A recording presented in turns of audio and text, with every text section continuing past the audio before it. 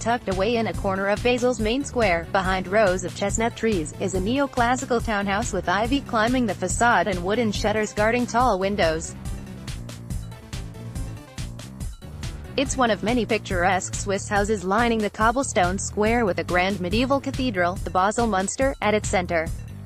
The vine-covered building is home to the Paul Sacher Foundation, a research center for 20th and 21st century music whose archives include more than 100 collections of leading European musicians such as Igor Stravinsky and Bela Bartok. Nothing about the neat facade betrays the non-profit's illustrious pedigree.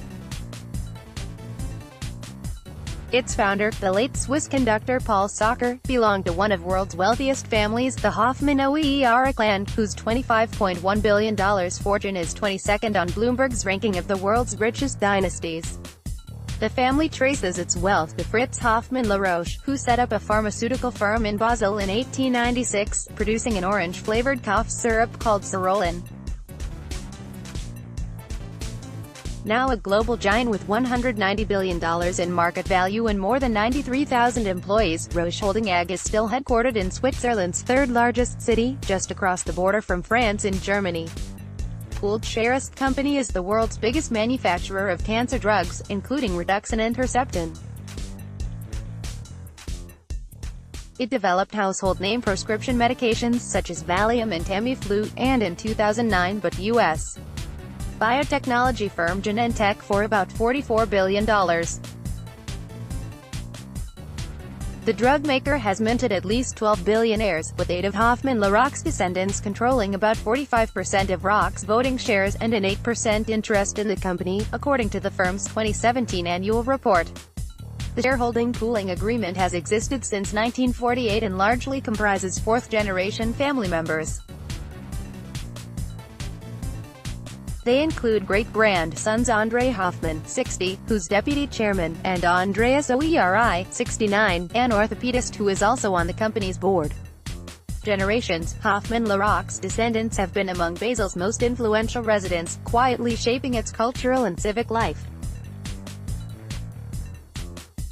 Without this family's support, Basel would be a very mediocre, provincial place, said Mark Fellman, director of Historisches Museum Basel.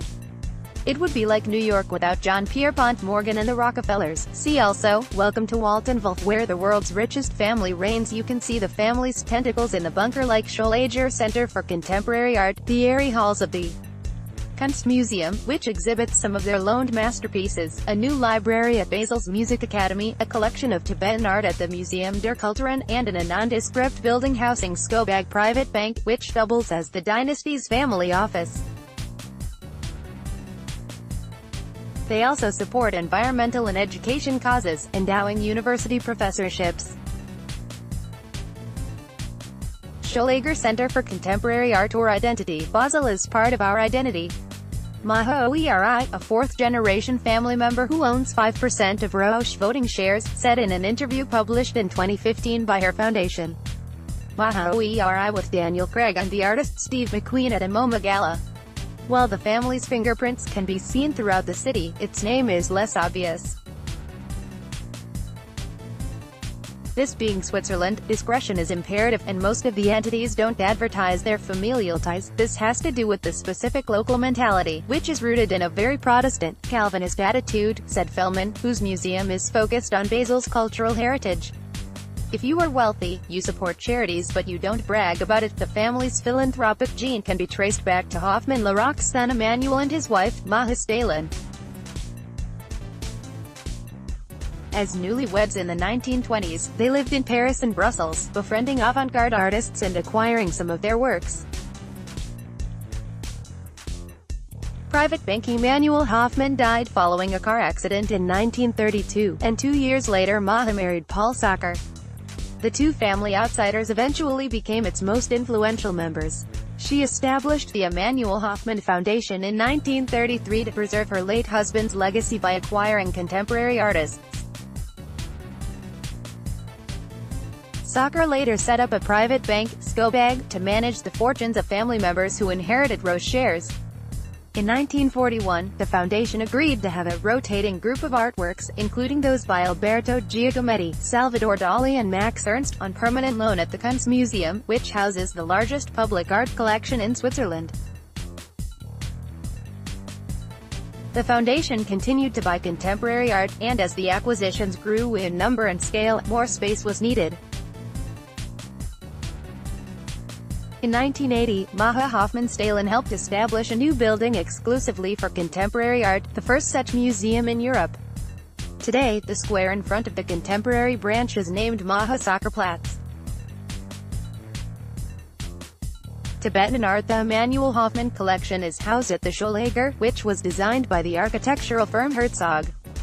Opening in 2003, the facility was funded by Maha Oeri, who has been president of the Emanuel Hoffmann Foundation for more than 20 years.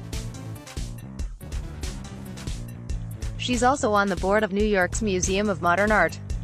Her sister, Catherine Oeri, is a patron of the Museum der Kulturen, giving the Ethnological Museum an important collection of Tibetan art. In 1998, their late mother, Farah Oeri, was at home with music, and on the boards of the Basel Music Academy and the Basel Chamber Orchestra, Maha Oeri said in an interview in a foundation publication. The Academy's new library, which opened in 2009, was funded by the Vera Oeri Foundation and is named after her. The family's influence can also be felt away from Basel. Maha Hoffmann, a fourth-generation billionaire, has created a 20-acre campus in Arles, France, for her Luma Foundation, where exhibitions by Gilbert. This I've continued to do for all these years, with assistance by Tom Metcalf.